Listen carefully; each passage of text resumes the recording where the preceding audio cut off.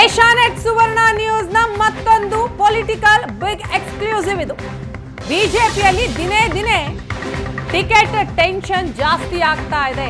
ಬಿಜೆಪಿಯ ಆ 9 ಸಂಸದರಿಗೆ ಕೈ ತಪ್ಪುತ್ತಾ ಹಾಗಾದರೆ ಟಿಕೆಟ್?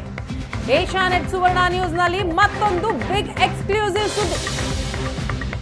ಬಿಜೆಪಿಯಲ್ಲಿ ದಿನೇ ದಿನೇ ಟಿಕೆಟ್ ಟೆನ್ಷನ್ ಜಾಸ್ತಿ ಆಗ್ತಾ ಇದೆ. ಹಾಲಿ 9 ಸಂಸದರಿಗೆ ಹಾಗಾದ್ರೆ ಈ ಬಾರಿ ಟಿಕೆಟ್ ತಪ್ಪುತ್ತಾ? ಆ 9 ಸಂಸದರು ಯಾರು? ಏಷ್ಯಾನೆಟ್ ಸುವರ್ಣ ನ್ಯೂಸ್ನಲ್ಲಿ ಮತ್ತೊಂದು ಬಿಗ್ ಪೊಲಿಟಿಕಲ್ ಎಕ್ಸ್ಕ್ಲೂಸಿವ್ ಸುದ್ದಿ.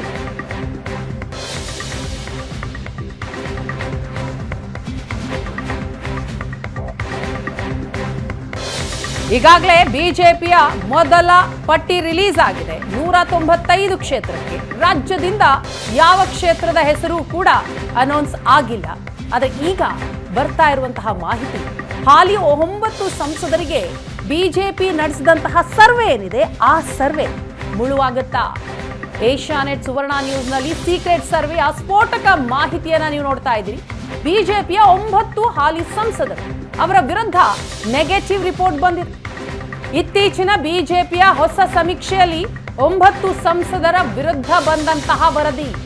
9 ಸಂಸದರು ಕ್ಷೇತ್ರಗಳಲ್ಲಿ ಸಂಚಾರವೇ ಮಾಡಿಲ್ಲ. ಅಲ್ಲಿನ ಜನರಿಗೆ ಸಂಸದರು ಭೇಟಿನೇ ಆಗ್ತಿಲ್ಲ. ಬಿಜೆಪಿಯ ಅಭಿವೃದ್ಧಿ ಯೋಜನೆಗಳನ್ನ ಜನರವರೆಗೆ ಮುಟ್ಟಿಸಿಲ್ಲ.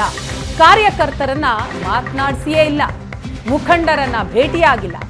ಆ ಸಂಸದರ ವಿರುದ್ಧ ಸ್ಥಳೀಯವಾಗಿ ವಿರೋಧಿ ಅಭಿಪ್ರಾಯ ಬೆಳೆದಿದೆ.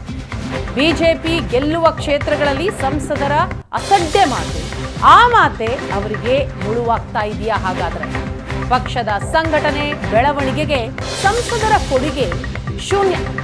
ಅಭಿವೃದ್ಧಿ ಯೋಜನೆ ಜಾರಿಗೆ ತಂದರೂ ಕೂಡ ಪಕ್ಷ ಸಂಘಟನೆ ಮಾಡಿಲ್ಲ.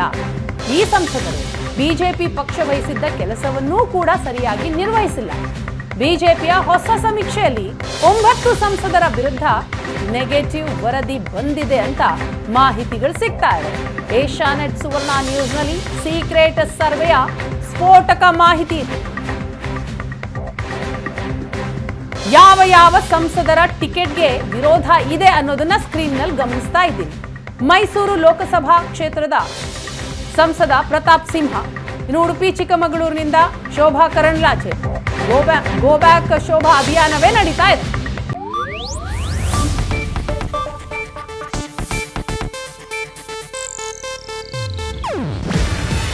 ಇದು ಏಷ್ಯಾನೆಟ್ ನ್ಯೂಸ್ ನೆಟ್ವರ್ಕ್ ಪ್ರಸ್ತುತಿ.